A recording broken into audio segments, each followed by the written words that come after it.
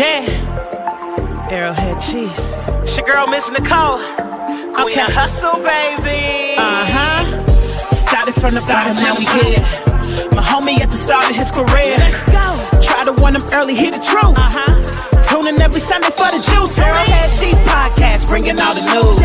If you missed the play, come back for reviews. Quick style. Out here rapping for the crew. Post game highlights, go subscribe on YouTube. If you missed the play, come back for reviews. Post game highlights, go subscribe on YouTube.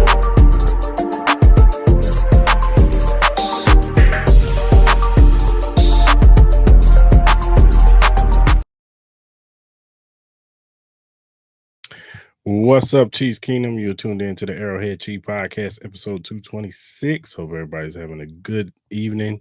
Whatever you're doing, you're at home, you're at work, whatever you're doing, we appreciate you stopping in on the Arrowhead Chief Podcast to check in with us to talk Kansas City Chiefs news.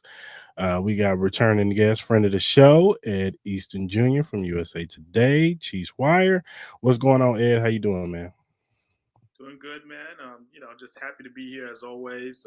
I'm keeping count of how many times I'm on because my goal is to break the record. I don't know if I'm probably far away from it, but you have different goals. It was to make the sizzle reel in the beginning. Now it's to break the record. But I'm happy to be here as always, man. I think you're up there. You might be in the lead for most times being on the show, so you might be in the lead right now. Yeah, you probably are in the lead right now. I think it's you and maybe you and DJ Diamond Diva might be on track right there. I don't know. Wild Card Ma, he's been on the show a few times, so you might be. Oh, my man left the show. Yeah, like the Wild Card Ma might be on here then. No, I'm just playing. He probably coming back. Little technical difficulties, but hope everybody's having a good time, good day out there, man. We got a lot to speak on. I'm gonna speak with Ed about his thoughts on the draft. We're gonna speak on the schedule, and he is back. All right, he back. Yeah, a little technical difficulties on my end. Sorry about that. It's all good. It's all good. But yeah, man. I think Wild Card Mall might got you beat by a couple. But y'all not too far away from each other. Closing the gap. Yeah. But let's talk about the draft, man. The draft just happened. The Chiefs got their picks in, and we all heard the speculations about who they were going to pick in the first round. And me and you have spoke on it before the draft on where they should go. Should they go left tackle? Should they go defense? Should they get another offensive weapon? And they pretty much went with what pretty much people thought was the consensus that this player had dropped. And that's Josh Simmons from Ohio State, the left tackle. He dropped down to the Chiefs. Actually, he was going to be there at 31, but the Chiefs traded with the Eagles because they wanted Jahai Campbell. So they traded back to 32, which is their natural spot anyway, because they used to win in the Super Bowl. So they went back to 32 and picked Josh Simmons, and he ended up being the pick. What were your initial thoughts when they picked Josh Simmons? Was this the right move? Because I know a lot of people had their concerns about the injury. This is a patella tendon injury, which is not common in NFL circles. A lot of NFL players don't get this injury. So especially with a bigger guy like Josh Simmons, who's an offensive lineman, it's a risk. It's definitely a risk. But if this kid can return back to form from this injury, then we possibly got a steal. But what was your thoughts on them picking Josh Simmons? Well, I think the mindset all the time was to fix the offensive line, and left tackle was the biggest issue last season. To the point you had Joe Tooney moving over to play left tackle to finish the season out. It made sense because Simmons, if he's not hurt, he is the first offensive lineman taken. I don't think anybody's going to question that. The biggest thing is the health. I think from what I remember, Andy Reid spoke on this immediately after he was drafted, saying that the doctors did their jobs. They, evaluated him. They said that he's good to go. At that point, you are trusting your medical team. You are trusting the fact that they know what they're doing, that they're ready to pretty much give this the green light. Because let's be honest, he's the first offensive lineman taken. If we are talking about this injury, so they needed to upgrade there. They needed a guy for the future. And what made it interesting for me, and also made it a slam dunk in terms of the pick, is that you went out and you signed Jalen Moore. So you almost had that mindset of like, okay, we're gonna let Simmons rehab and really get things going, but we have more here to step in and play. I don't know, the first half of the year or first couple of games because we don't know where he's at in his rehab. So you kind of covered yourself by doing that free agent signing to start everything off. So I understood that mentality. I think it's always tough when you know how you were saying with the injury. It's not common with offensive linemen, but he is still young. He Hmm. performed well in regards to his workouts with the team. Hmm. And all those things are important factors. And any Chiefs fan that's watching this, listening to this, they know that the offensive line was the biggest issue. You want Right. consistency. Here's a guy who could possibly, if he's right, be a perennial Pro Bowler at left tackle. So it makes sense. Patrick Mahomes was all for it. You got to keep that in mind. If Patrick Mahomes is co-signing it, then that means this is a guy that he wanted as well. So Hmm. all those factors come into play, and you have to address your biggest need, and that's left tackle. Yeah, I agree. Look, do I have my concerns about this? Yeah, of course I do. But at the end of the day, if, like you said, if this kid can come back from this injury and be their perennial Pro Bowler, then we might got one of the biggest steals in draft history. Besides, maybe Patrick Mahomes, this is probably the biggest steal. You know what I'm saying? Because if you get a guy who can start at left tackle for the next 10 years, then man, Brad Veach hit it out the park. And he's going to, regardless, and we'll talk about the other picks in a minute, regardless of what happens with these other picks, if Joshua Simmons doesn't work out, then everybody's going to look at this draft as a failure regardless of if Omar Norman Lott, Ashton Gelati, if either one of them become perennial Pro Bowlers, monsters or whatever, or Noah Williams becomes a perennial cornerback, or Jalen Royals becomes a good number 2, number 3 wide receiver, it won't matter if Joshua Simmons doesn't perform and is not able to play because he's the injury is the problem. So um here I'm hoping that everything's going to be on fire, is going to be good. It was a good sign at rookie mini camp that he was out there doing something. What I'm saying? He wasn't, yeah, he didn't, they're taking it slow. They're not putting him in there where he should has to do 7-on-7s or anything like that, but he is out there working out, moving around with the team, and that's a good sign. That's a good sign. So we'll see what happens when training camp comes up. I'm sure that that's when they'll start revving him up a little bit and see what, they'll probably, little by little see what he can do, how he can move, with that knee. So I'm being interested to see what he does this season. I don't know how slow they're going to take it with him this year. Maybe they say, hey, take your time, Jalen Moore. This is your job this year. And then maybe next year, okay, Josh, you're the left tackle. Jalen, you move over to right tackle. And that's how we're going to run this thing. And hey man, I'm all for it if it all works out. You know what I'm saying? I'm all for it. Yeah, I definitely see that as the strong possibility. That's why you're bringing a guy like Moore on a contract that you signed him to. This wasn't going to be like a stopgap. This was going to be a guy that you're going to build with. Could he switch over to right tackle? That's been talked about. Especially when he was with the 49ers, they talked about it as well. I just think it makes sense for your long-term plans. We know Jawan Taylor right now is at right tackle, but there's a chance that things can change. So Mhm. I like what they're doing. They're keeping their options open. You still got guys that can jump in and play. Wanye Morris is a guy, his name people tend to forget. He's a guy that started a bunch of games in the past. So the Chiefs have options. And I think that's the best thing you want for this offensive line if you want to improve. Yeah, I agree. I agree. All right, let's go to the day 2 picks. We got Norman Lott, defensive tackle out of Tennessee, and then we got defensive end Ashton Gelati, and then we got cornerback Noah Williams from Cal. Ashton Gelati's from Louisville. There was a lot of, it was a mixed bag when it came for Omar Norman Lott.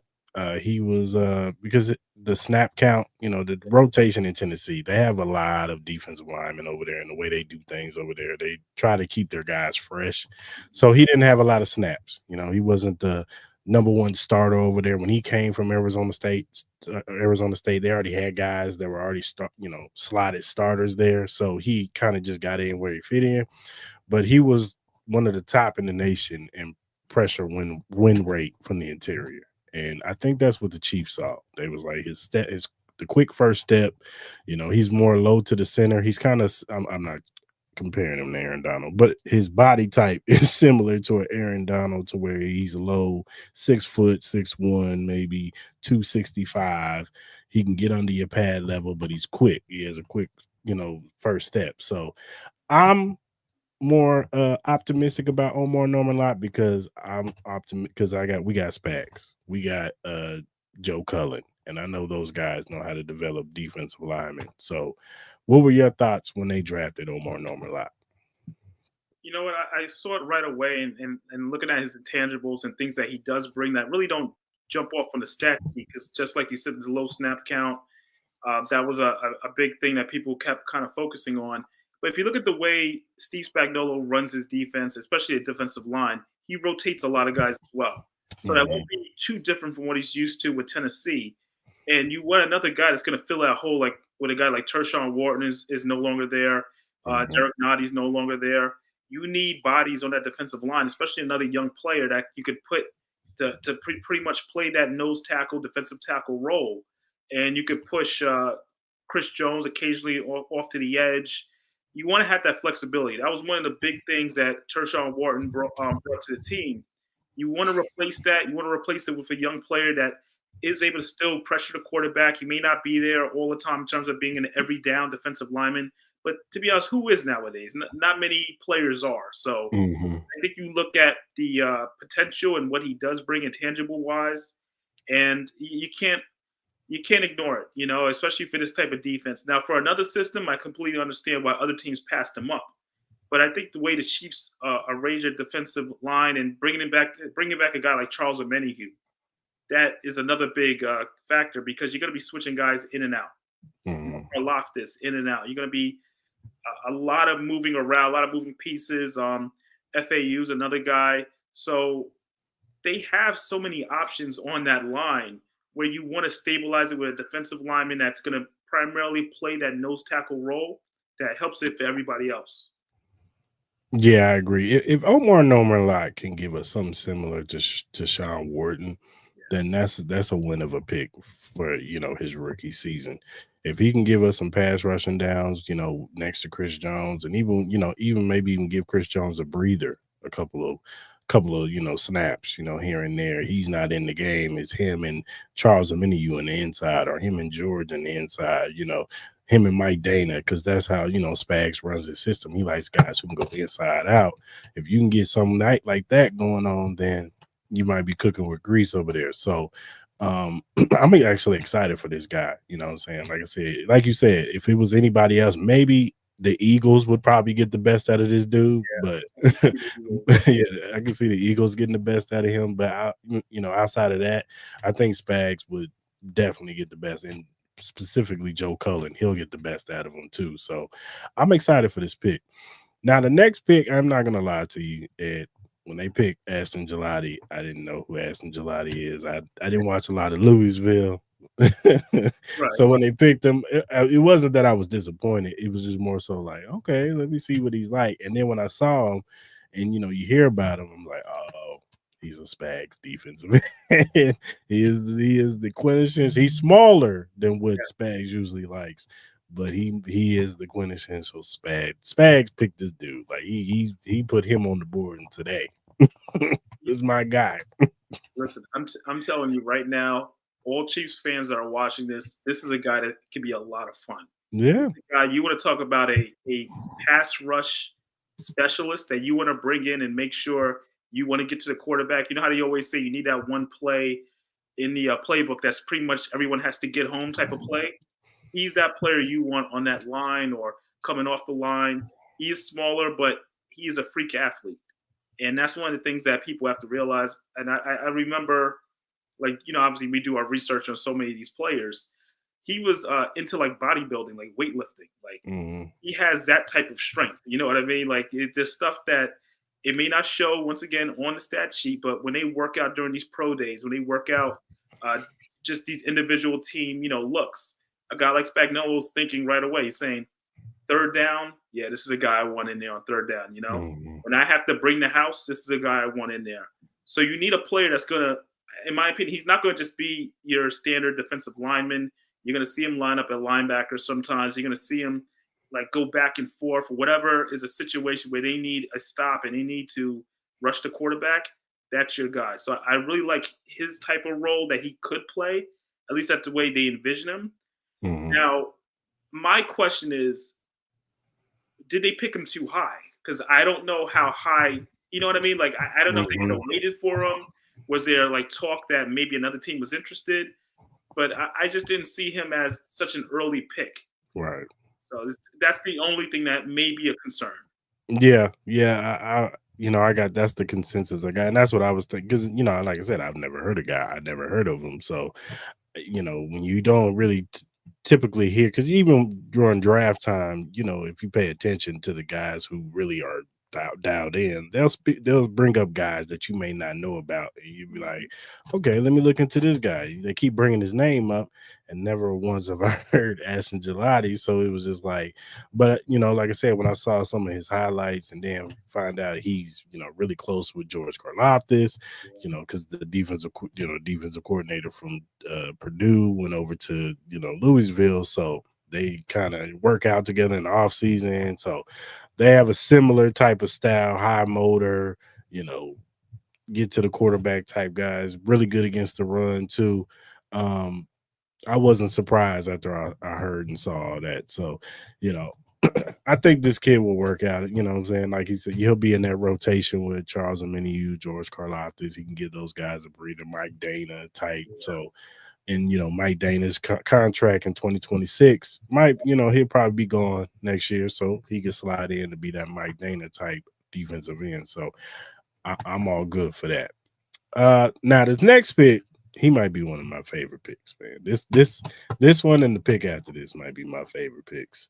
Because Noah Williams, I remember when Noah Williams played at UNLV out here, and this kid was a ball hawk out here when he played for UNLV. And then when he transferred to Cal, it was no different. Now, he's not the most athletic guy, but Spags tends to not really get big athletic corners. He wants guys who can be physical at the line, who can play press man, who can sling you around, can tackle. And now it's a plus because now we got a guy who can actually take the ball away. And that is something that we have been poorly missed in the secondary. Even with L'Jarius Sneed was out there, he was a lockdown, but he wasn't much of a take the ball away. Trent McDuffie had his first 2 interceptions last year. And so these guys are not typically ball hawking corners in the secondary. We really haven't had a ball hawking DB since Tyrann Mathieu, probably. So outside of that, we haven't really had nobody. So if this kid can provide any type of ball hawking skills to get the ball back into Patrick Mahomes' hands, I love it. I watched this kid when he played. I watched the game when Cal played Miami, and I remember him taking the ball. He was just everywhere. Every time I looked up, I saw Noah Williams. So I was excited for this pick. What were your thoughts when they picked Noah Williams in the 3rd round? Well, immediately, like you were saying, you look at the interceptions, you look at the takeaways. That's his calling card right there. And the Chiefs haven't had that in a long time, as you were saying. Another thing that really stood out to me is, they always talk about, yes, he's getting the takeaways. He's making these plays happen. But he's also his ball skills. You could kind of give him that comp of almost like a wide receiver. The guy knows how to judge he knows how to judge different plays. He's the type of player that you want to be able to get those deflections. You want to be able to get those knockaways, different things from your corners, And I look at Williams, the only concern I have, and I've heard other people say it as well, can he cover, certain players? And I always wonder about that because you say the athleticism not being really what they're used to in terms of corners, talking about the standard NFL corner. Can he keep up with a lot of these wideouts? Can he keep up with a guy like a CeeDee Lamb? Can he keep up with that type of player, Because it limits what you can do with him. You can only use him as like a dime back or maybe in certain type of formations. But is he a guy when you could put him on the second best receiver, or the 3rd best? Like these are the type of decisions that they have to make. However, he is a guy, if the ball is anywhere near him, there's a good chance he could take it back. So There's not many players like that, and to me, it's a risky pick. I know you like him because of what you saw, but it's a little risky because if you can't cover anybody and he's just good ball skills, all that type of stuff, what else can he really do in this type of system? Well, one thing I will say, and people have brought it up. No, he's not the most he's not the fastest guy in the world. But the one thing he is he's really good at press, man, and he knows how to uh, use his hands. He knows how to be physical enough to derail the wide receiver to where they can't get past him. Um, he didn't allow a lot of people to get past him and get big plays off of him. He wasn't that, what I'm saying? Like, I know a lot, there are concerns with that because you're in the NFL and a lot of these guys are fast now, and I get all that. But I think that with Dave Merritt and Spags being a DB type guy with their training and coaching, I think that they could develop some of those, bad traits out of him, which I didn't think he had that too many bad traits. I think that the kid, he understands football. He has a high IQ. And I think he's, like I said, I think he's physical enough to where he doesn't have to worry about too many times somebody running past him. And he's not going to, at the end of the day, Trent McDuffie's going to be guarding Jamar Chase. Right. Trent will be guarding maybe CeeDee Lamb, here and there. But I think this kid will be good enough to face T. Higgins. Okay. Like, I think he could. I think he's physical enough to face somebody like that, and that's what we need. And all in all, it adds depth to this room. You know what I'm saying? With him, you don't know what Jalen Watson's going to do next year in 2026. Are they going to bring him back? He's kind of injury prone too. Like, he's been injured. When he's healthy, he's your number 2. Yeah, no doubt. I agree with you, but he can be a little injury prone, and sometimes he gets hurt. So you need that depth. And that was the problem last year was, when Jalen Watson went down, the defense looked a little different. It really did. And you had to put Najee Johnson out there. You had to put Joshua Williams out there. And it was just bad. It wasn't good. Teams were targeting those guys. I think that Noah Williams will provide better play and snaps than those two guys. So I think that's something you won't have to worry about. And he's good against the run. So and he could provide, punt return skills. He has return skills too. Yes, he does. So, I agree with that. But like I said, my concern is injuries happen, and he has to move up the depth chart. Mm-hmm. Can he keep up with these guys in terms of they always say the college game, there's certain things you see, mm-hmm. but if he isn't doing well in regards to certain attributes, that's just not his strength. It doesn't really help when you go to the next level and guys are professionals. There's a reason why they're professionals, and it's a different game. And that's my concern with him having to match up against one of the top receivers. And they hope that doesn't have to happen, but injuries happen. That's such a thing. And you got to move up and you got to play the best.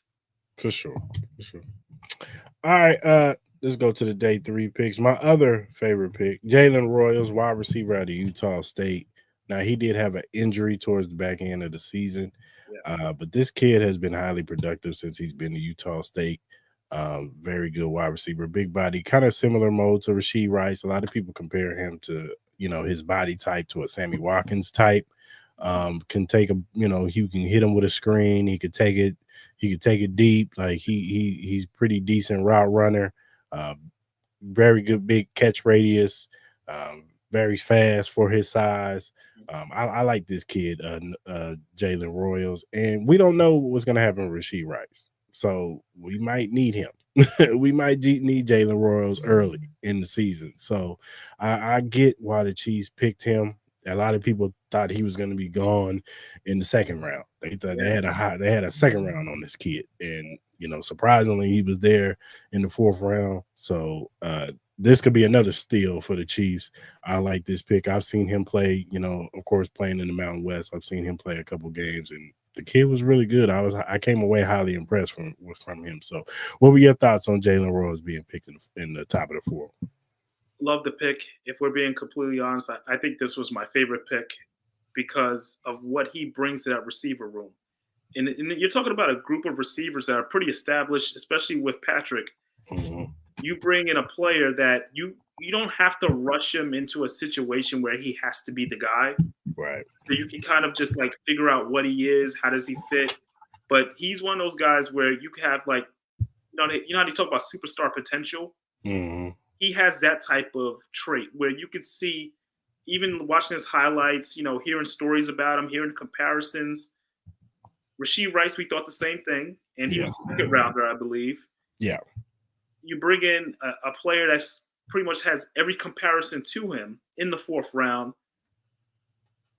Sammy Watkins type of size, which I always felt like the Chiefs did well with a bigger receiver, a guy that with a big catch radius. Mahomes hasn't. I feel like he hasn't had that in a while. I know MVS at one point was supposed to be that guy, and I got to say your face, but MVS is supposed to be that guy. Obviously, you saw what happened with that. So yeah, having another player like that makes it very interesting, especially if he does well in preseason. Yeah. Let's look at the depth chart at wide receiver. They got so many options now. They do. Talking about Rice. Assuming Rice is going to play, you have Rice, Worthy, Juju. You also, you got Juju back as well. Hollywood. And then you throw in Royals. It's Sky Moore may be out. I think everyone assumes Sky Moore is on the outs at this point. Yeah. It's Justin Ross is still in the system. He's another guy that has kind of let me ask you. I know I'm breaking away from. No. We good, man. Justin Ross, do you feel like he's a situation where he just doesn't have the opportunity, or he's wasting his chances here and there? Because I always feel like he's shown the ability to make plays in that offense whenever he has played. I thought last year he wasted his opportunity. I thought last year he showed that he didn't know where he was supposed to be. Like, you got to be in your playbook, bro. Like, because you don't know when your opportunities. And I think the Chiefs want this kid to be successful. They do. They want him to be successful. They know what he was, in college, and so they want to see that in this offense, because we don't have anything that's like Justin Ross. Like, he's 6'3", 6'4", 210, 220, whatever. Big catch radius, kind of a similar, of a T. Higgins type, Yes. And they want to bring that to the offense. But if you don't know where you're supposed, if Sky Moore is telling you where to line up, yeah. If Sky Moore is like, nah, bro, you're supposed to be over here, and you got to do that on a consistent basis, like, Andy sees that, and he's like, I can't put you on the field. You're a detriment. In big games, you got to know where you're supposed to be. Pat got to trust that you know where you're supposed to be on the field, because that's what this offense is about, being at your spot. Yes, Pat is, he breaks off plays, and, sometimes the stuff break down, and that's what he's known for, the improvisation. But as he gets older, you notice that Pat is more like a Tom Brady, where everything's timing. That's what he's starting to prefer that more. Mm-hmm. You've heard him talk about it recently. So yeah, it's timing. At the line of scrimmage. Hey, yeah, I'm doing that. You supposed to be here at this time. I'm throwing the ball right here. Like, I need you to be here. And if you can't do that, and he throw a pick or whatever because you went this way, yeah, I can't use you. I don't care how talented you are. I can't use you. I got to use Juju now. I know he's slower than you. He may not be what he used to be, but guess what Juju gonna be? Where I need him to be. So it is what it is. Like, now he has an opportunity this because it's more talent in the room. Hey, man, go out there and take your spot, because we're gonna talk about another guy in the UDFA that could be pushing some of these guys out too. So, Tim, Sky Moore, they going even. I know he got a little run last year, but what's the boy, the punt returner? Remigio. Yeah, him too. Because even though he has some good punt returns and kickoff returns, he was fumbling a couple of them too. And if they can find somebody who can hold on to the ball and provide what he was providing, he could be gone to or be back on the practice squad. So I think the Chiefs, as far as Justin Ross, they want him to work. It's just last year was just like, man, Yeah, that was his opportunity because they It needed was. guys. They had to re-sign Juju right before the Mhm. season. Yeah, that's Because if last year he looked like, oh, I've been in my playbook, he mhm. knew where he was supposed to be, we wouldn't probably even sign Juju last year because he would have provided everything that they had to get out of DeAndre Hopkins. He Yes. might have been able to provide that. So we'll see this year, though. Like you said, there's competition now. So now the next pick, I ain't gonna lie to you. I ain't gonna sit up here and lie to you, Ed. I Okay. didn't watch a lot of Oregon linebackers last year. I didn't watch a lot of, or I didn't watch Oregon. Now, of course, Derek Harmon, he Right. was the top defensive tackle coming out of there, but I ain't watched the linebackers. So when they picked, and look, every Chiefs fan will tell you, look, we was looking for a running back at this spot. Fifth round. All right, these guys are driving off the board, Beach. Come on now. To be a running back right here, right? And then Jeffrey Bosser got big, and I was just like, okay. And I what's say, this, what's this dude about? But then you hear his story. there you go. Okay. He was a former DB. He was a former Yes. safety when he Yeah. came in his freshman year. And they told him, hey, man, we're down. We need you to convert to linebacker. And he hasn't looked back ever since. He's been the starting linebacker on that team. He's had all Big Ten, all whatever that the back Pac-12 probably when he was there first, and then all Big Ten and all that good stuff. Good cover linebacker. That's what he is. Good sideline to sideline. He'll probably provide some of the stuff that we missed from Willie Gay, but probably more higher IQ as far as knowing where to be because he has that middle linebacker background. So if Nick Bosa, God forbid, Nick Bosa, you need somebody to step in to probably cover some tight ends, 3rd and 12. You put Jeffrey Bosa out there, you know what I'm saying? Maybe with Drew Tranquil, So that you just said it right there. Drew Tranquil is kind of the comp that they want yeah, to be like because Drew Tranquil was a guy that can play in the secondary at some times and also shift over to linebacker. The versatility made him the guy in terms of okay, we gotta see what he has. It's not an easy transition also to go from playing in the secondary to linebacker and then also playing well.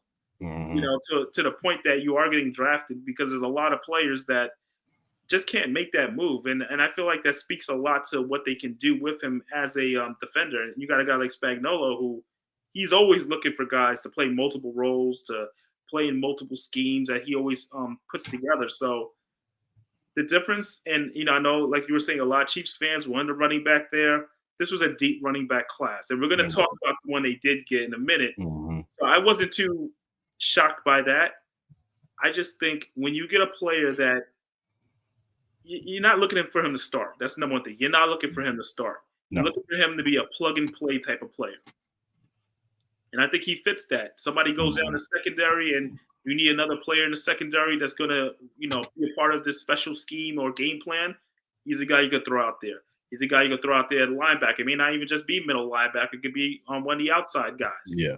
So you need that versatility. He's obviously going to play on special teams. We know this. So guys like that, as much as they don't get the value and the respect that they deserve, they're so important to the way a team is put together because you need guys that can fill in, play different roles, and there's not much of a drop off. But they're not asking him to be a starter. So I'm okay with it. I just think it makes a lot of sense. Yeah, I looked at Jeffrey Bossa as a 2026 pick. I looked at him as like, okay, Drew is probably going to be gone next year. Yes. They're probably not going to, he'll probably be a cut candidate next year. So you put Jeffrey Bossa at his spot next to Nick Bolton and Leo Chenal, and you roll. So I wasn't mad at initially. I wasn't mad when the pick. I was just more so surprised. It just caught me off guard. It was just like, okay, I ain't never heard of Jeffrey Bossa before, but okay, let's see. Okay. He could cover tight ends, that's running backs, even occasional wide receivers. Hey man, I'm all for it. That was our problem last year. You need a guy. I'm always a fan of a Swiss Army knife type of play, especially in that linebacker secondary spot. I think that's always helpful. So I'm a fan of that. And just to give a comparison for a lot of Chiefs fans, Josh Uche, You saw what happened after that trade. He really couldn't fit any other role other than maybe an edge rusher. And they thought possibly they could get a little extra work at linebacker, but it didn't work out. And what do? You're just inactive every week. He's inactive because he doesn't fit any like multiple schemes. It's almost like he can only be a third down pass rusher. You need a guy like a Bassa that can play multiple, like I said, multiple roles. And I feel like it just makes a lot of sense for their team. And I think that's a smart move by Veach. It's forward thinking, like you were saying, because he could develop into a guy that could take over for Tranquil. So, yeah, I think before we get to the last pick, I think a lot of these picks were more so forward thinking. 2026, this guy might be gone, so let's get a guy who could help this year, but next year he's definitely probably might even be the starter for this role right here. So I could see, what Veach was doing in this draft. Now the last pick, like I said, everybody was looking for a running back, and the seventh round came around. And personally, I do think that the Chiefs wanted Damian Martinez, but once he went off the bar to Seattle, I think that's when they was like, all right, we got to go get. You got to make a trade.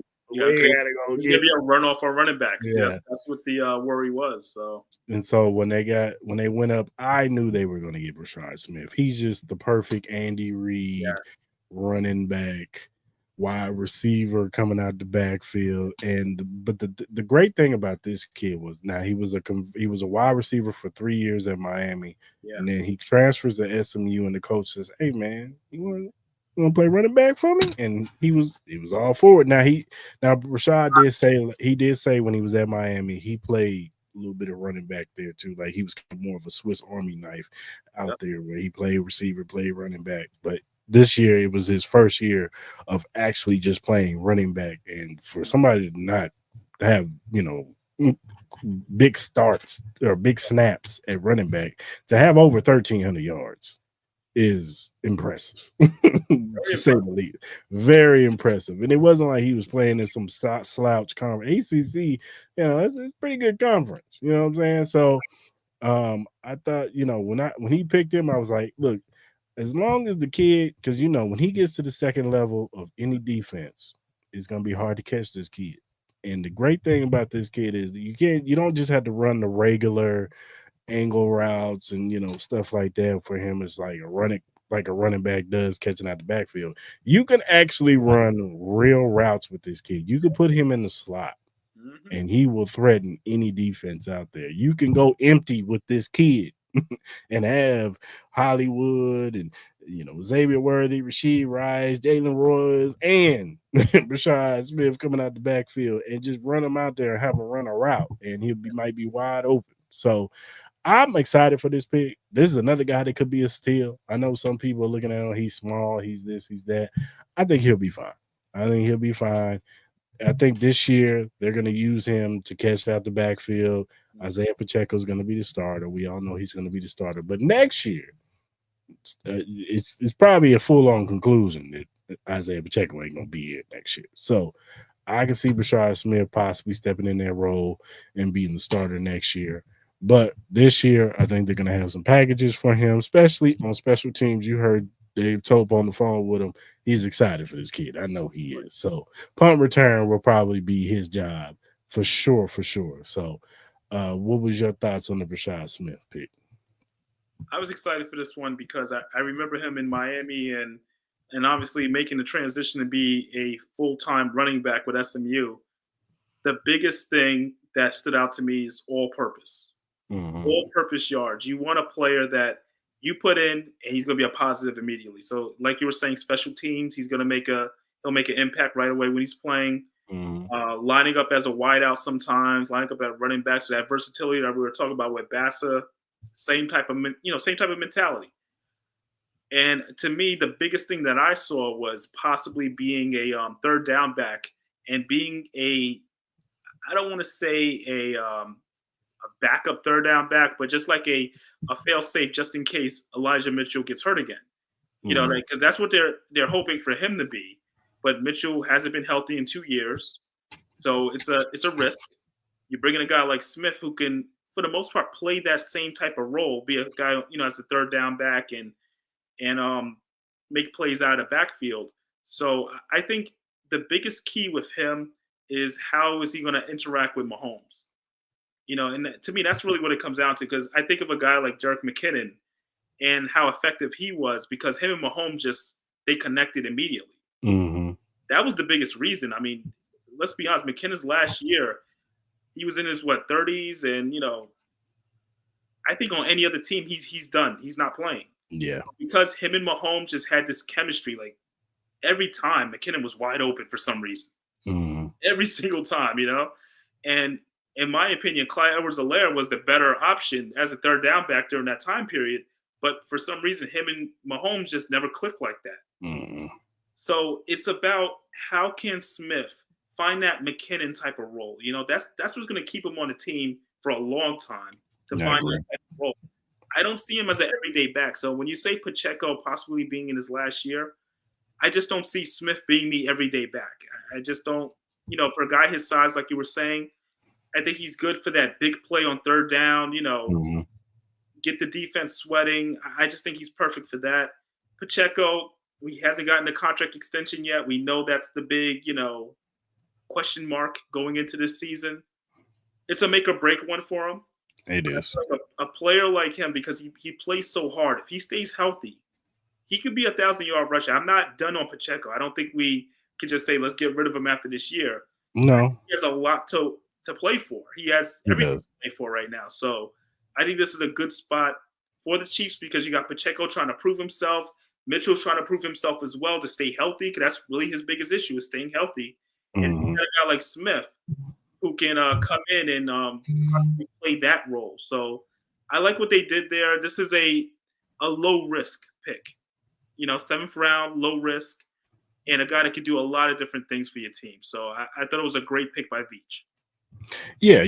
Like I said, at the very least, if he's your third down guy who can make big plays, then you're fine with that. Because maybe even if Pacheco's not back next year, they draft another guy next year to kind of be the every down more so back, and then you let Brashad Smith kind of be your weapon, jet sweeps and things out of the backfield. Then you're fine with that.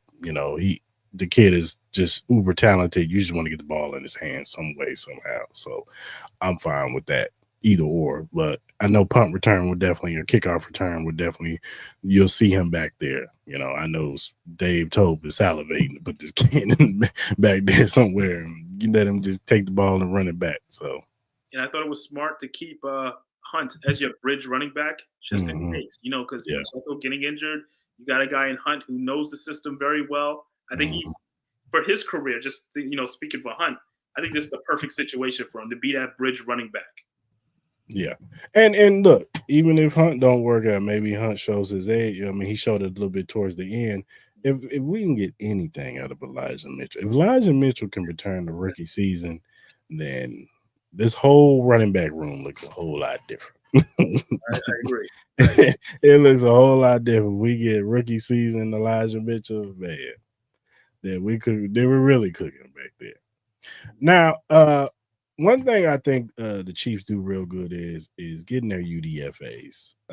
They know how to, pick their guys that they want. And there were some guys on this list that, everybody thought, these guys should have been drafted, what I'm saying, and we're surprised. A couple of them are, now I talked about it, wide receiver Elijah Badger out of Florida. Right, yeah. This kid is uber talented. If you turn on the tape, this kid is making big plays after big plays after big plays. Now, the quarterback situation in the beginning wasn't great for Florida. Now, once Lagway started playing, you saw the offense. You saw Florida play a lot better towards the end of the season. So I'm excited for this kid. I think that he could possibly make that 53-man roster and push some of these other wide receivers. But what are your initial thoughts on Elijah Badger? Well, my favorite thing about him, and just his opening press conference during rookie camp, I don't know if you got a chance to see that. Yeah. The number one thing that stood out to me, he is pissed.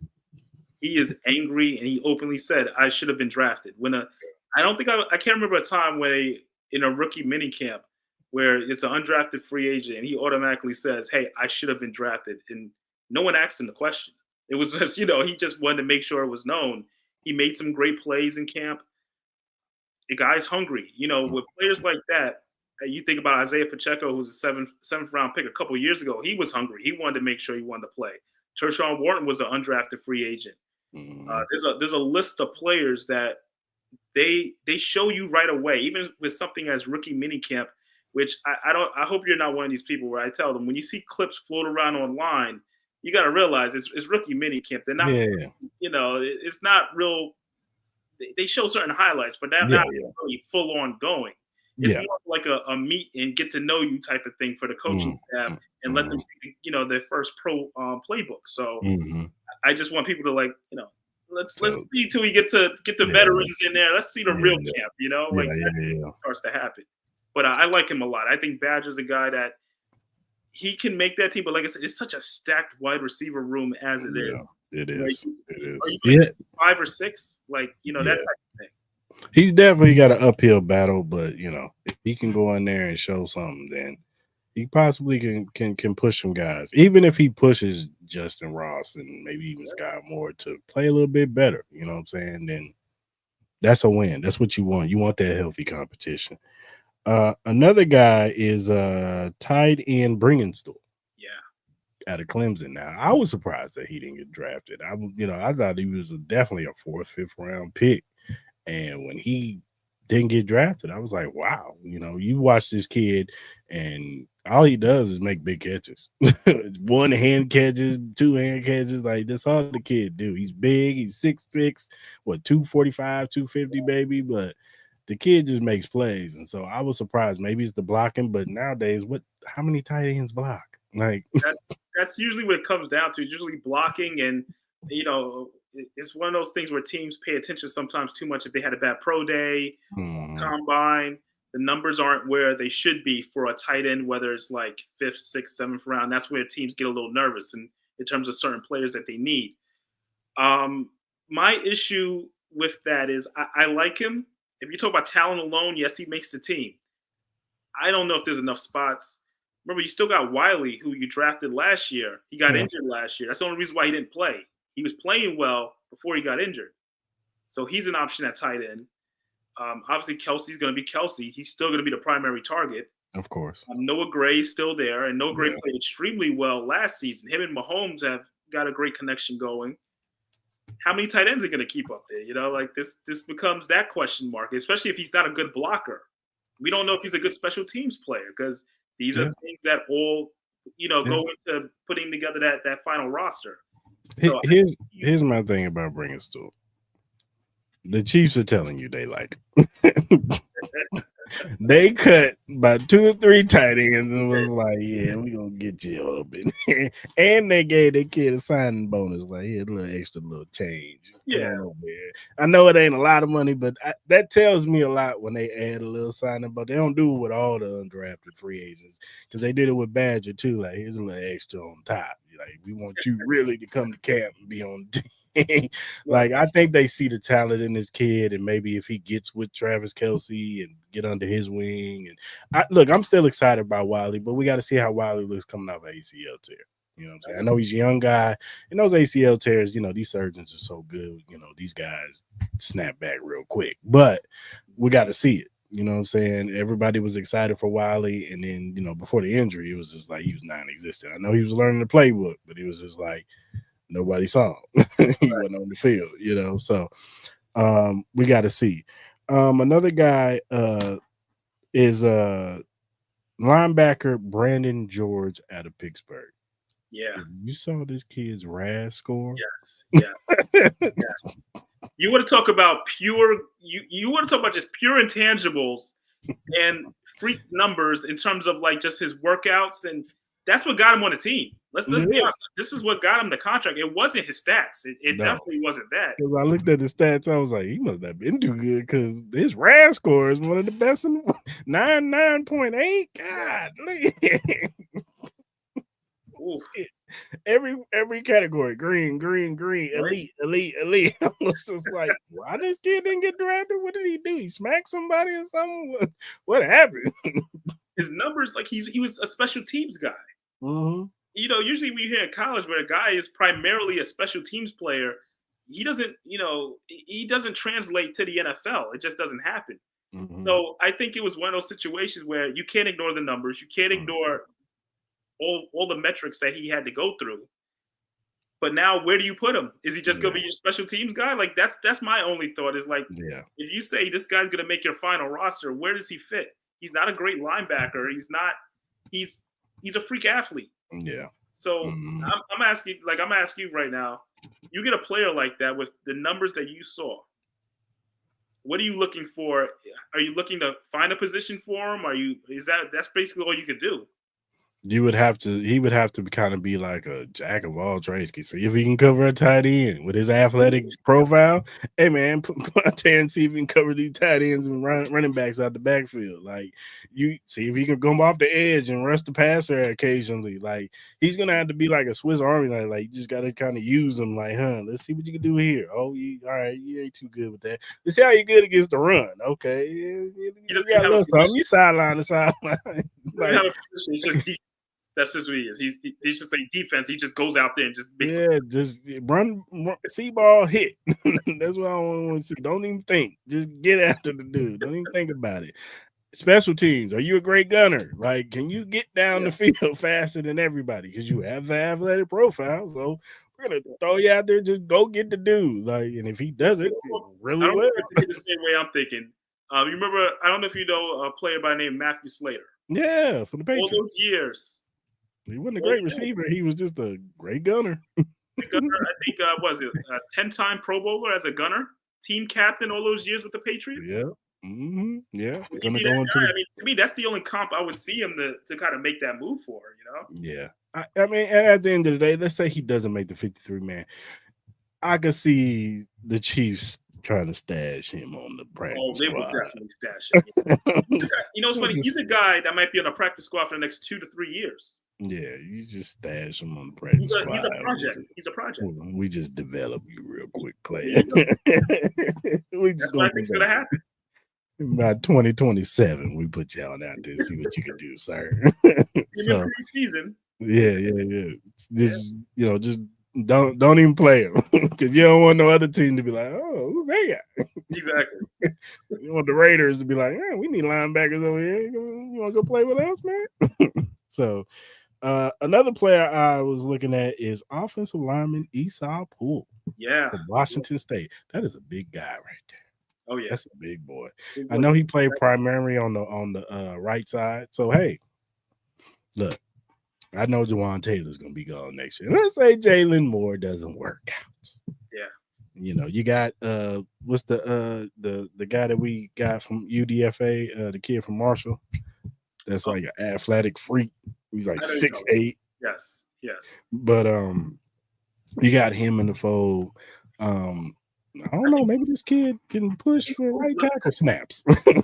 He's pushing left. Here's the thing. I would love him to go right, but I think he's a left tackle because he played last season mostly a left tackle. Mm-hmm. And I look at him and that size, you can't ignore 6'7", 3-something. Like, you can't ignore that size. And he's gotten better each season from what I've heard. Mm-hmm. So he's kind of your emergency left tackle. He's going to start on the practice squad. He's not making the initial because I feel like he's a project. But I was really happy when I saw this. I was like, this is a player they can build with. Left tackle is always kind of shaky. Josh Simmons, is he going to be healthy right away? This might be a guy that takes his spot for a while Simmons is getting healthy, because you need a backup. Either way, you need a backup left tackle. Mm-hmm. So while Moore is starting, this is a guy that can come in and kind of be a backup, but he has to prove it in camp. I just feel like when you see a player that has all the all the measurements, everything you want in a left tackle or any type of offensive lineman, it's kind of trying to find where is he best at. I don't think right tackle is gonna work for him. For some reason I just don't see it. Okay.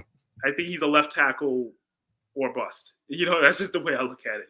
I could see the Chiefs making him a swing tackle, and if it's an injury at either or. I just think that they'll be like, all right. I think they want to see first. Like, if we can put you at the left, we can put you at the right. Like, we want that versatility with this guy. So, what's the name? If Joshua Simmons, gets hurt again, God forbid. But if he does, boom, you put him in there. Right. If Jawan Taylor gets hurt this year or next year, Jalen Moore gets hurt, boom, we put Esau Poole out there. So, he's a like you said, he's a development project. You know what I'm saying? You put him on the practice squad, you stash him over there with Brandon George, and you let them brothers develop.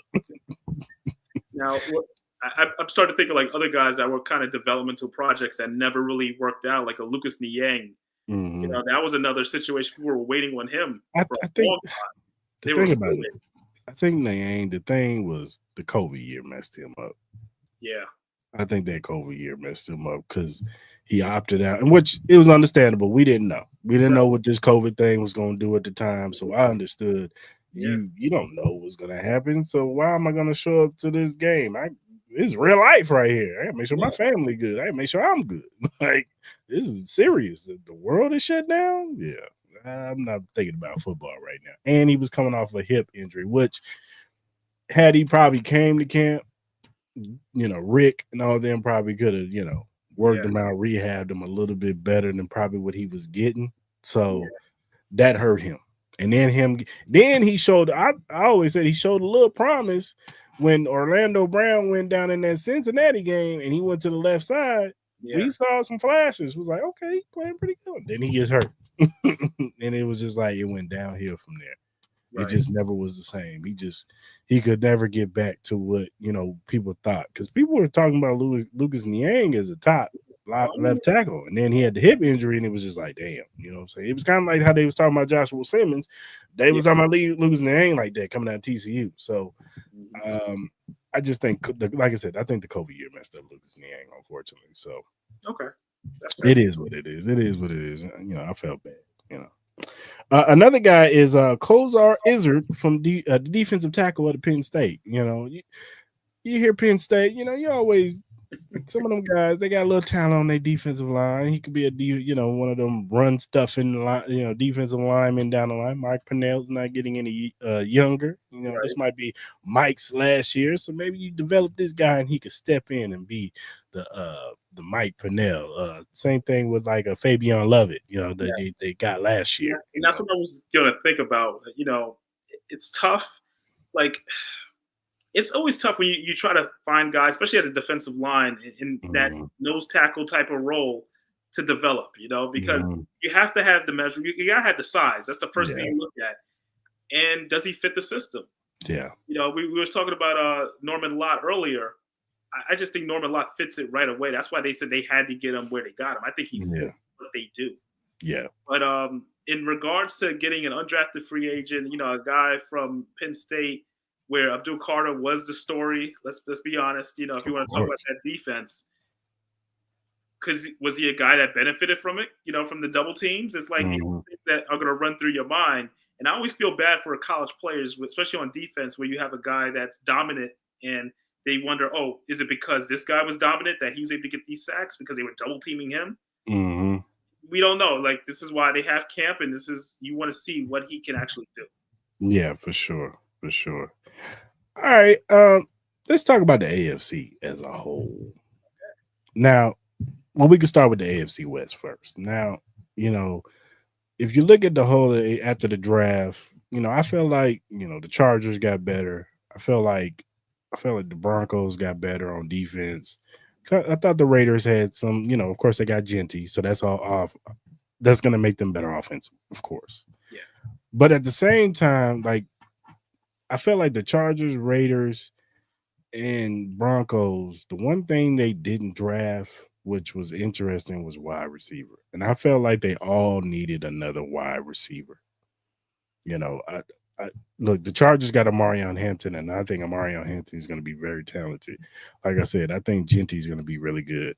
But it was just like, now Raiders did draft a kid from TCU, Jack Beck. I like Jack Beck. I think he's really good. I don't know if he's a number one per se. You know, yeah, you're gonna have to. So I don't know if he's a number one.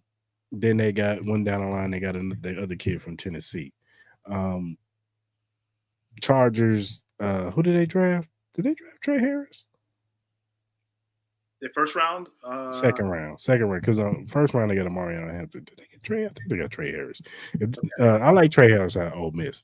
Him and Ladd McConkey could work out, but still, you're depending on a rookie. We'll see how that works out. I still don't feel like these teams. I still feel like look, I'm having with Ed technical difficulties. He should be back soon. But yeah, man, we'll see about these other teams. Oh, there he is. He's back.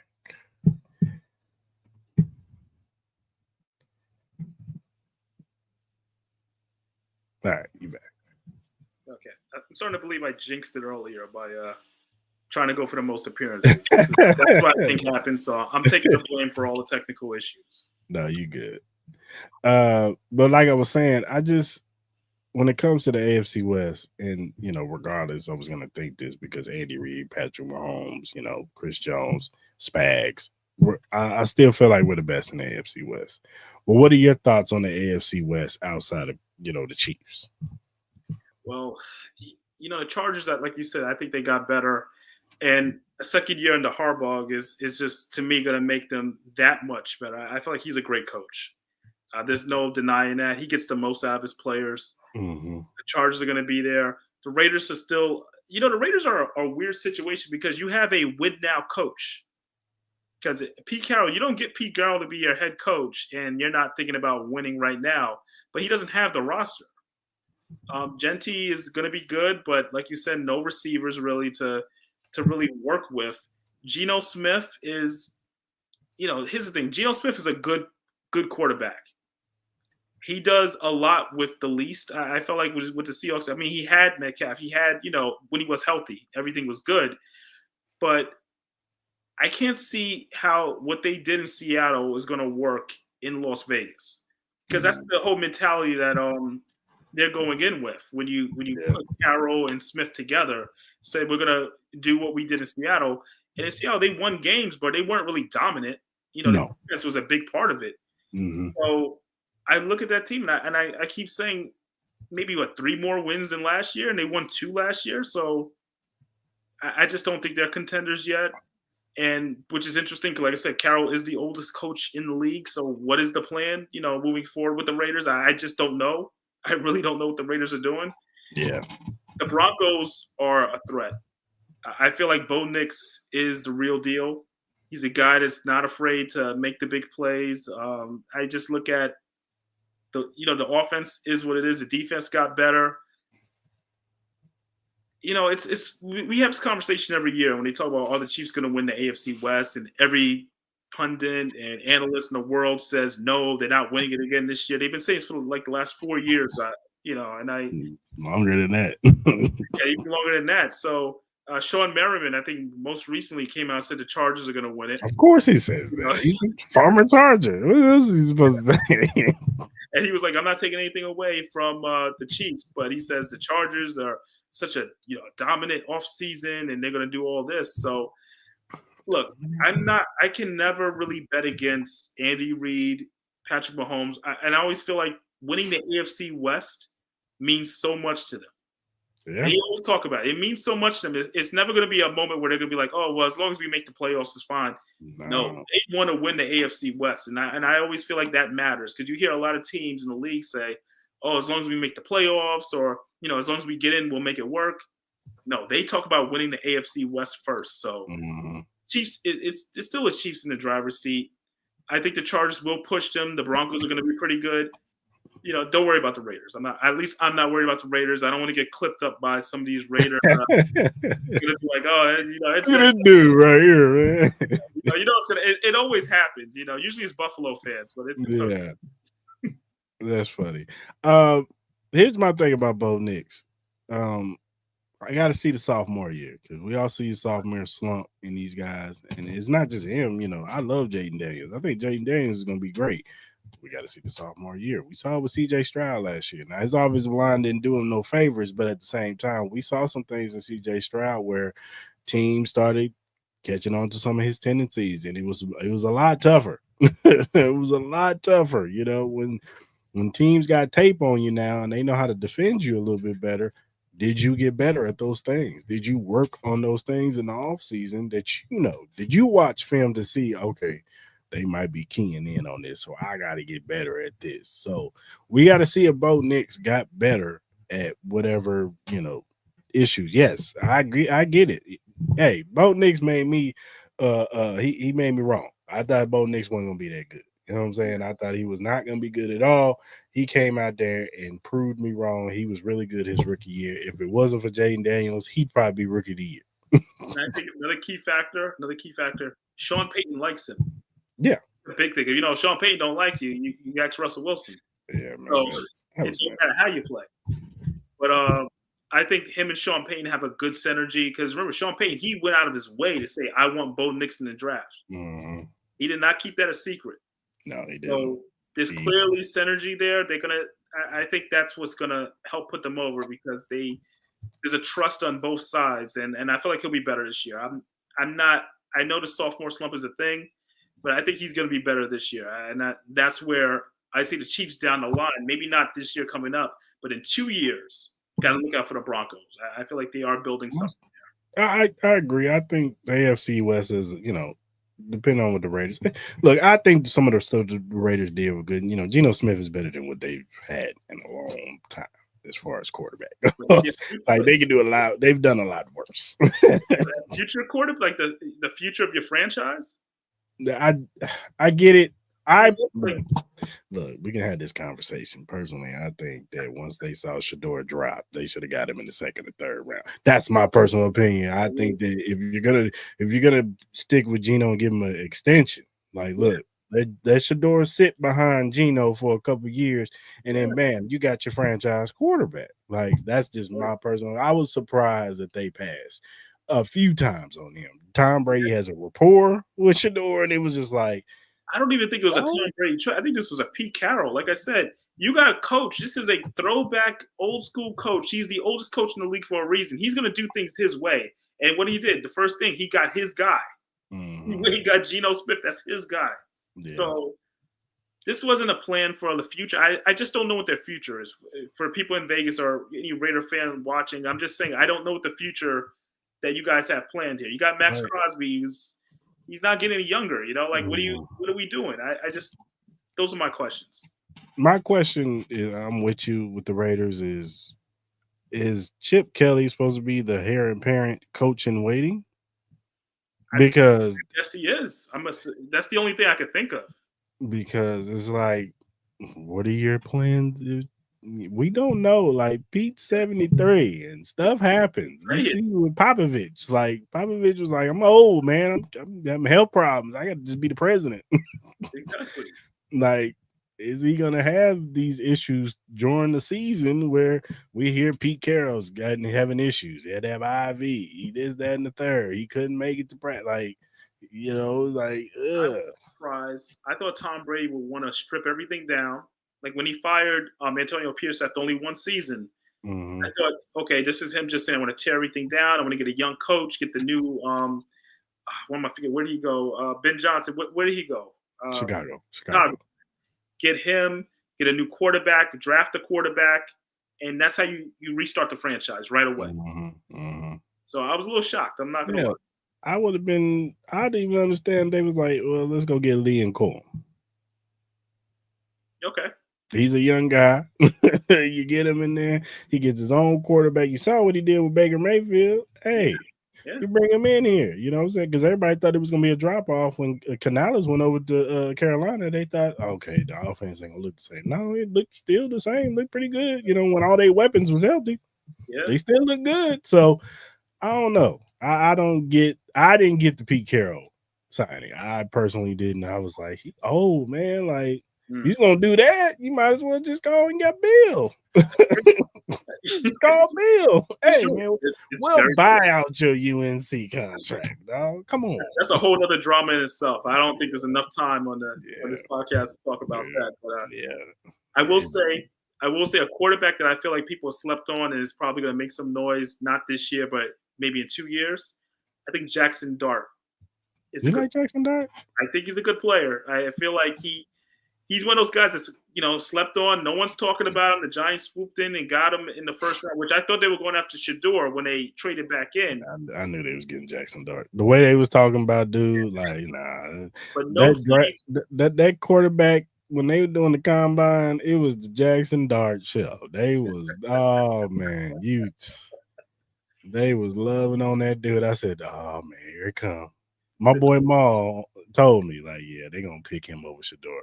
When I heard that combine, I was like, they just inching more and more for this dude to get picked over Shador, and I just knew it. I watched Jackson Dart at Ole Miss. No man, he got an arm. I give him that. Yeah. But his decision making has a lot to be desired. So. But he has a year to. He's not going to play next year. You got a year to learn under Russell Wilson. But here's my thing about the New York Giants situation. Mm-hmm. Is your boy Dayball gonna be there next year? You know what? I thought about this. I don't think the GM or the head coach are going to be there the following year. I don't even think, this is my opinion, I don't even think this was their choice. I think this was higher up than them. I think this was like, hey, we want our quarterback for the future. I heard Dayball was in love with him. I think he's a good option for them.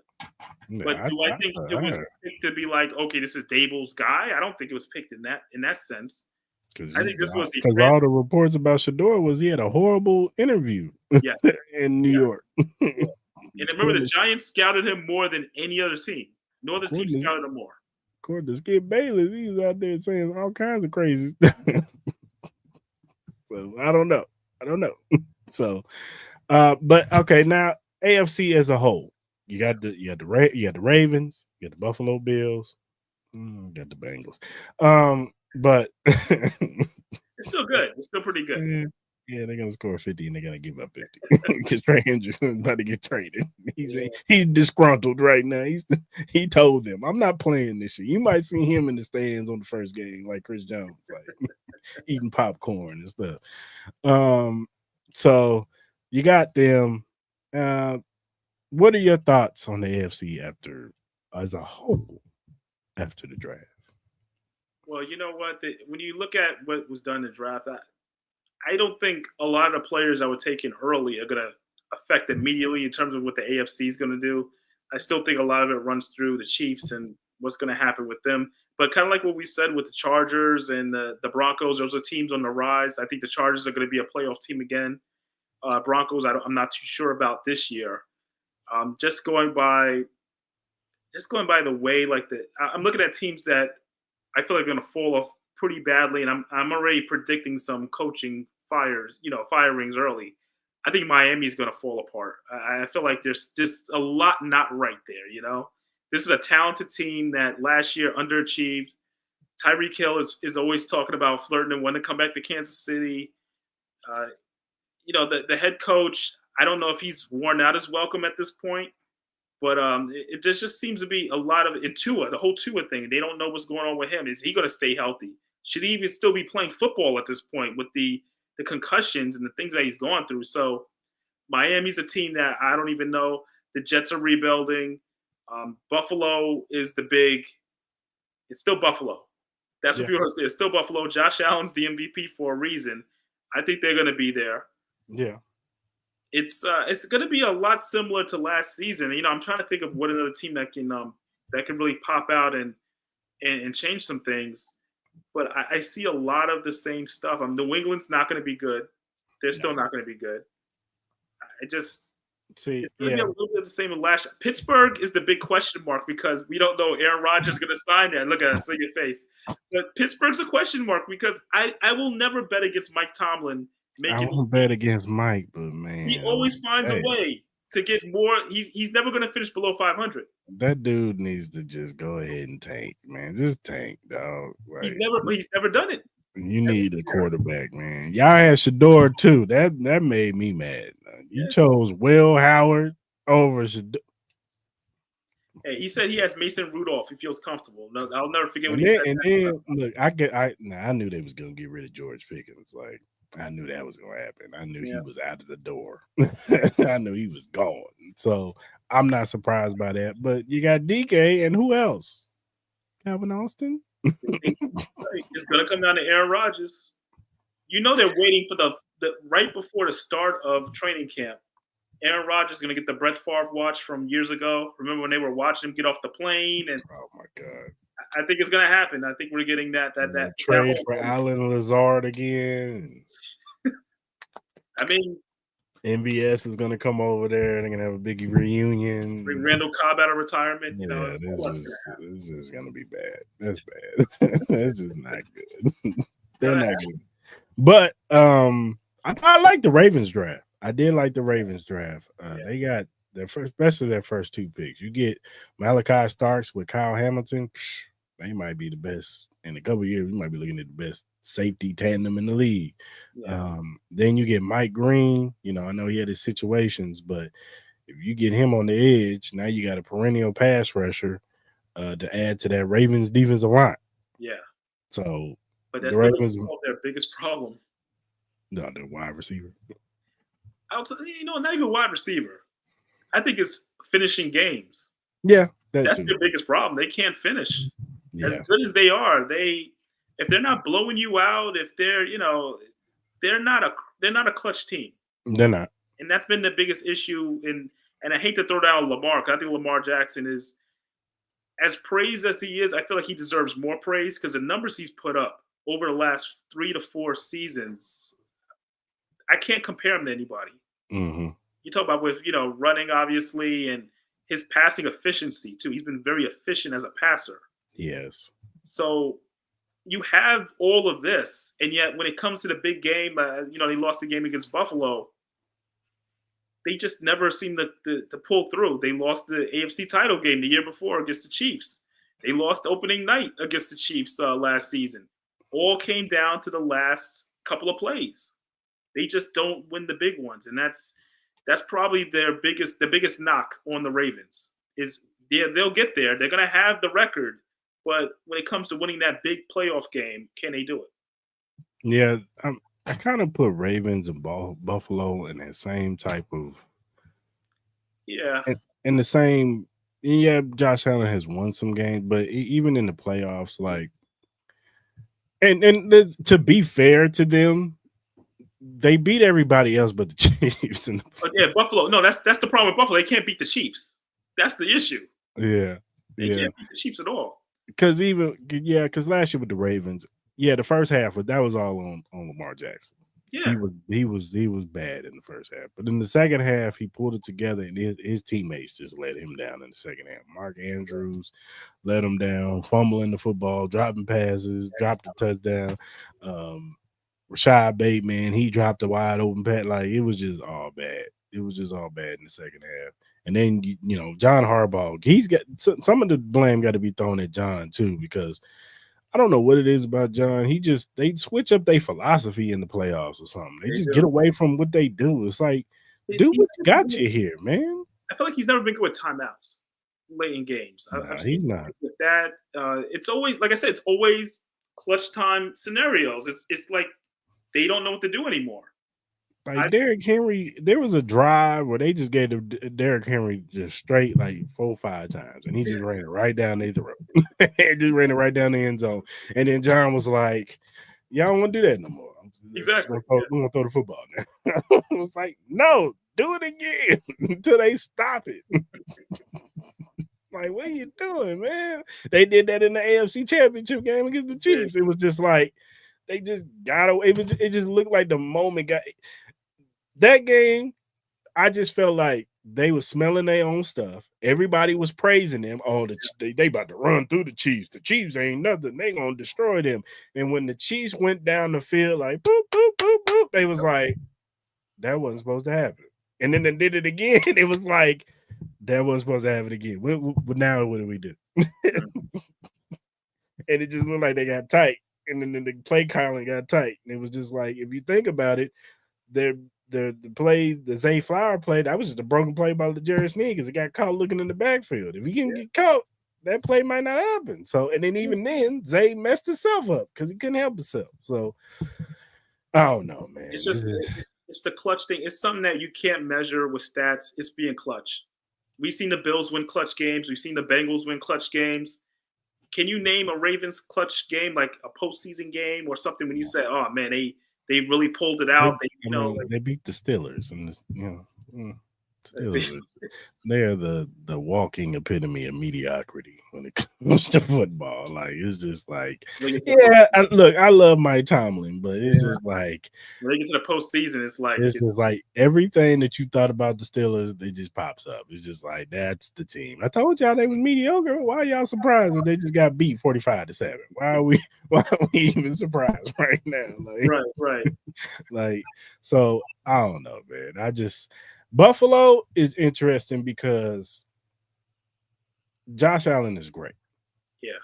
He's really great. And last year he really showed me something as far as not to say he hasn't shown me nothing before, but last year I felt like he elevated his team to some wins last year. Oh, 100%.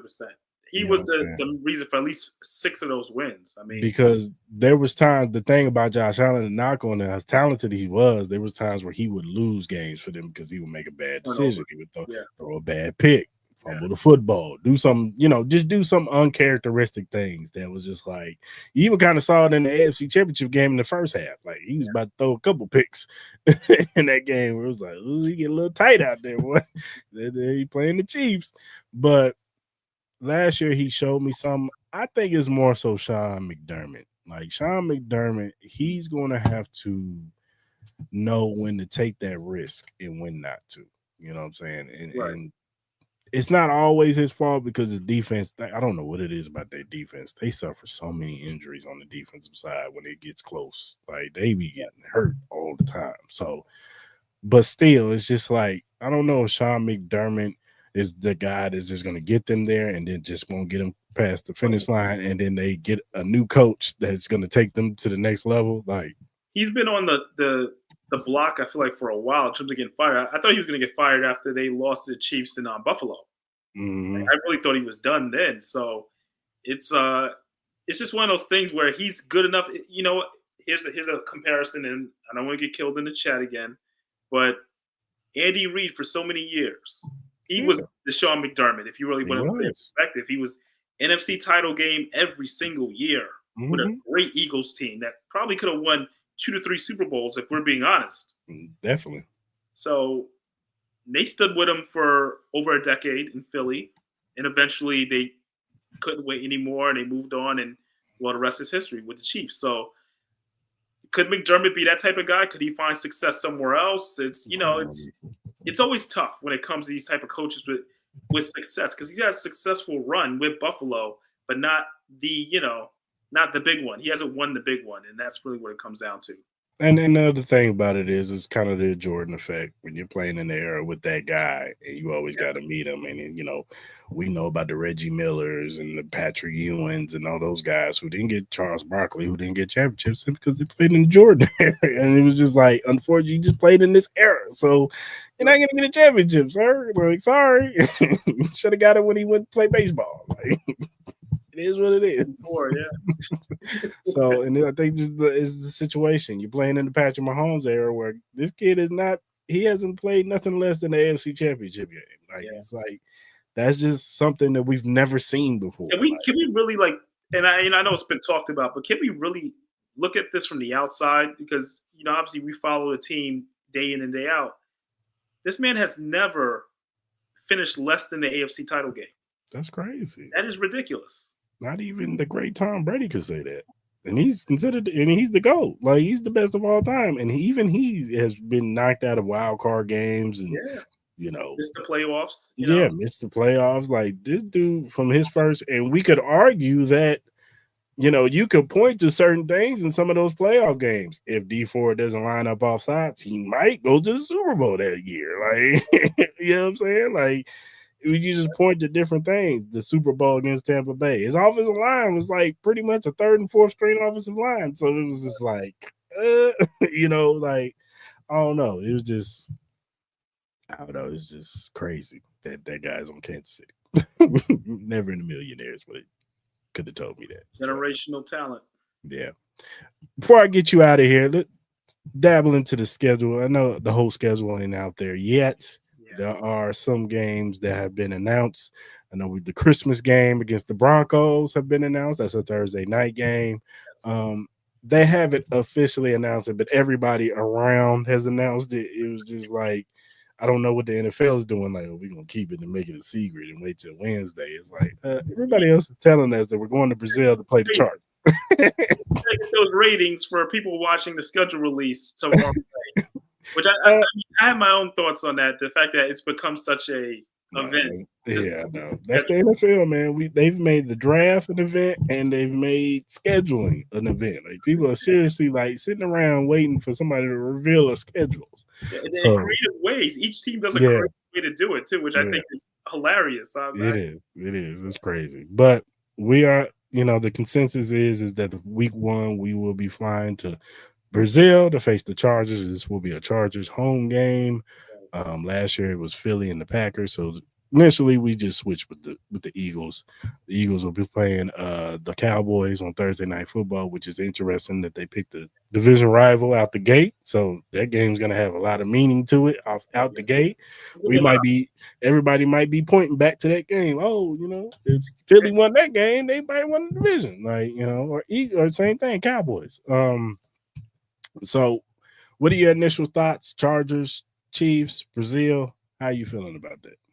Well, once again, we're speculating, but I think that it's kind of par for the course for the Chiefs. You have the best, the most recognizable players. You got Mahomes and Kelsey. They appeal to everything, and the NFL is. I think they're streaming the game on YouTube. Yeah, your first YouTube for free. Yeah.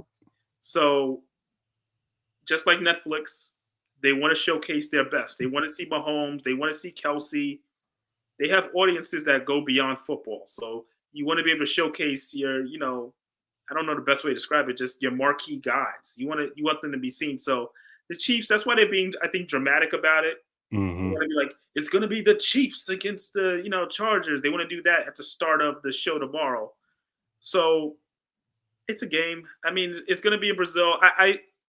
It's a road game for the Chiefs. So either way, you're not really, for those that go to Arrowhead Stadium, you're not missing anything. You're not losing a game because of it. It's just another place for them to play. They played in Germany. I'm trying to find a different way to describe it because we're so used to it. Where they play everywhere, any day, any time. Mm-hmm. Like, we're talking about the Christmas Day game like it's just their routine. Yeah. It's not normal for most teams. We just No, it's not. We're used to being on primetime games and on holidays. I do have I do have a speculation, and I'm gonna call this now. Okay. I think we play Dallas on Thanksgiving. I'm gonna be honest with you. This is I got 2 answers to this, okay?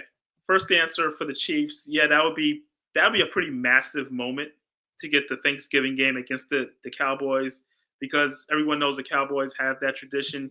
And let's not sleep on the possibility of people starting to talk, saying, oh, maybe the Chiefs need to have the holiday. Maybe because the Chiefs are still fighting for Christmas, possibly, right? This is going to raise those conversations even more. So this is like a business way of looking at it. Another way is other teams being frustrated with seeing the Chiefs getting the prime spots like this. So it's going to cause more friction and more of a target on their backs, which I'm pretty sure they're used to by now. And the big third thing, for everyone that covers the team, there are no holidays to just be, a person. I love it. Look, at the end of the day, I know it's people that have to go out there on a regular basis, so I completely understand. But it's just, to me, it's like this team can't have a regular schedule. No. After a while, it takes a toll on the players. It does. That's all I'm asking for the NFL this season. Please give us a late bye week. Just give us a late bye week. That's all I ask. Don't be giving us no week 6 bye week, and then you're giving us 3 games in 11 days and stuff. Like, that ain't cool, man. Like, allow us to have the team just a little rest. Like, you want the best quality of football. That's why some of these games be so bad, because you got these dudes quick turnaround, and they be tired. They don't have enough practice time. They probably don't even really practice. Do like quick walkthrough, and they go out there and play. I doubt they practiced from the game against the Texans to the Steelers on Christmas Day. I doubt there was time to really practice. I think it was walkthroughs. There was just no way they could have a full-on practice after playing on a Saturday and then playing again on a Wednesday morning on Christmas Day. You probably didn't have a walkthrough. They probably just went in there with their tablets and was like, this is what we run. We're running these plays, and this is what we doing. Good luck, gentlemen. See you on Wednesday. I just remember press conferences were like, the very next day, and they were doing it from home. They were just doing Zoom press conferences from home because it's like, what time do they have for themselves? What time do they have for their families? It's bizarre. It was very bizarre last year. I mean, I just that experiment. Don't ever do that again. yeah, and it wasn't just the Chiefs. It was the Texans. It was the Ravens. It was Steelers. Like, don't do that again. The holiday remix. That's what they called it. They sold it as the holiday remix. That was stupid. It was dumb. It didn't work. Football ain't basketball, man. You got to let these dudes rest. They're doing full-on collisions on each other, man. You can't just turn around and have that dude come back out there. Like, no, don't work like that. So, NFL, I implore, please let the Chiefs have a late bye week. Week 9, week 10, I'm fine with that. I'm cool with that. You know, it ain't got to be week 14, week 10, week 9, week 10. That's cool. But week 6, when I saw that last year, I was like, oh. But just let them have Thanksgiving and Black Friday. But they played Black Friday last year and followed up and played Christmas. So let them have at least that holiday time to be with their families. I'm looking at it from a person as a human being. Like, I just think that Dallas is the home game again. They're playing home. They're on the Chiefs on the road to Dallas. Yeah. They're on the road to Dallas. Roger Goodell and them looking at that like, Chiefs. I mean, that's going to get all the eyes. Everyone's watching Chiefs, Dallas. And usually Dallas plays in the afternoon. They play like 3:30, so that's going to be like 3:30 game.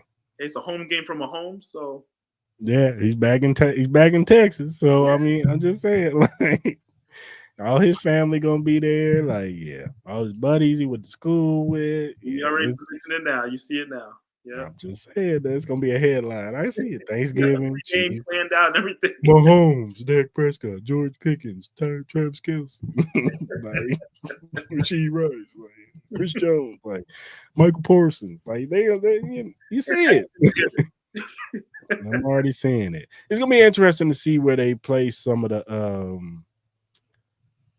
rival. You know, we play the Ravens, we play Buffalo this year. We don't play the Bengals this year, but see where. It'll be interesting to see. I'm pretty for sure the Ravens. One of those games will be the afternoon game, CBS afternoon game, and I think one of those games will either be a Monday night or a Sunday night game or a Thursday night game. They got to force them. They have to have some, 1 Eastern games. They have to. They can't be every game can't be the 4 o'clock window or 3 o'clock window for Central Time. To me, there has to be a balance. I understand they're the marquee team to see, but it's not really fair for them to not get the same amount of rest as all the other teams, and then you're expecting them to have these great performances. We'll play the Colts at noon and lose that game because we always play the Colts and lose at noon to them. So I don't even know who's the quarterback in we'll find a way to make Anthony Richardson look. He'll look like the second coming of Cam Newton in that game. 350 yards, 4 touchdowns. Everybody's going off, and then the next week he has like 200 yards and 2 interceptions. We're gonna find a way. The defense is gonna be playing good all season. Then we play the Colts. It's just like Chris Jones ain't playing good, can't get to the quarterback. Jonathan Taylor's running all over us.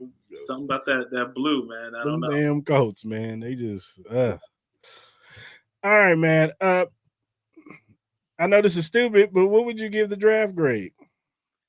Oh, let me think. All right, I'm going to be as fair as possible here because I feel like the biggest thing, they want to address the offensive line. They did that right away. There's still question marks regarding his health. I'm going to go with a C+. I'm being fair. I'm going to be fair, C+ because no one's really going to blow you away because if your first round pick is a guy that is rehabbing and there's still question marks on whether or not he can still be that same type of player, you can't get higher than a B, in my opinion. And then you have the question mark with the Bassett pick, who is a great versatile player, I feel like, or they're hoping could be a great versatile player. There's question marks with that. Jalen Royals is, I think, the biggest pick from there. Smith could be a dark horse. But other than that, it's I know you like Williams, and I'm still on the fence on how this is going to work long term. So that's where I go C+. If I'm a tough grader when it comes to that. Think of Noah Williams as a smarter Marcus Peters. Just think of him like that. He wasn't the fastest guy, but he take the ball away, and he's a little bit more. He's way more disciplined than Marcus Peters. That's my comp. That's my comp. If he's a more mature version of Marcus Peters. Okay. In his first few years, not the later parts. I was gonna say, that's one way to look at it. All right. So yeah, if he could be that, hey, we got something, man. Then we can go B- if that's the case. Yeah. Then we'll go B-. All right, Ed. Always appreciate you coming on the show, man. Sharing your knowledge about the Chiefs, man. Let everybody know, where they can find you, and if you got any new articles or anything coming out. Yeah, definitely. As always, at Ed Easton Jr. on everything. Instagram. I'm not on TikTok, so if it's one on TikTok, that's definitely a fake. I have. You got it like that, man. They faking it. I got faked once. It threw me off. I got faked once on Instagram. So yeah, it's scary. Am I following the right one? No, you got me. I do want to say I have a couple articles coming out this week from my interview with Wes Wilson. For all you Bravo fans, he's a former college football player, but also an avid Chiefs fan, and of course, he's on the Bravo TV show Summer House. For those that tune in, so, great guy, good interview. Check it out. Cool. Definitely check that out. All right, Ed, man. Until next time, man. Appreciate you coming on the show, man. You have a good rest of your evening. You too, man. Thank you. All right, brother. All righty, Chiefs Kingdom. I think that'll be done for today. Go ahead and land this episode.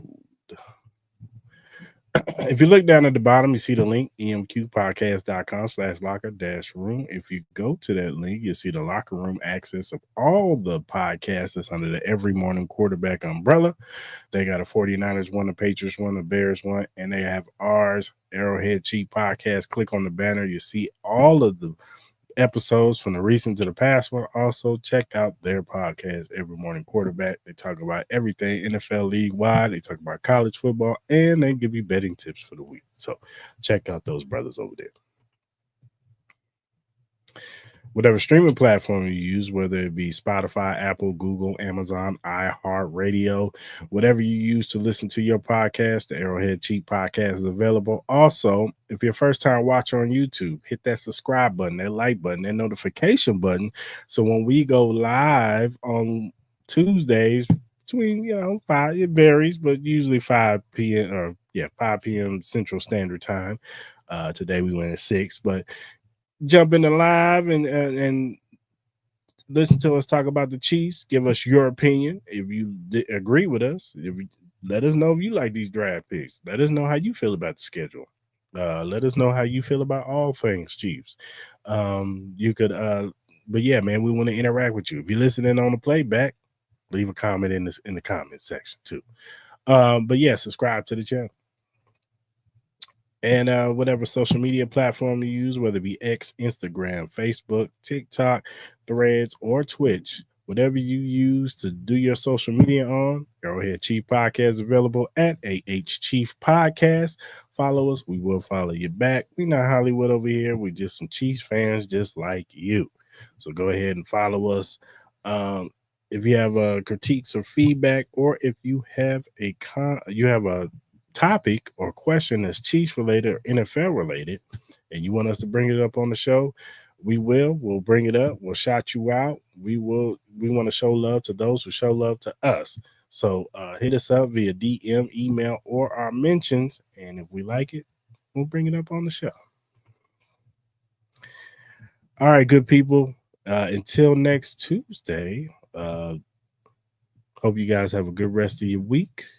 Hope you guys enjoy Wednesday. We will dabble into the schedule next week, the full schedule, talk about some of the games, possibly give a early prediction on win-loss record, what we feel who we possibly can win and lose against next season or this season coming up. So stay tuned for that. Until then, I'm out, Chiefs Kingdom.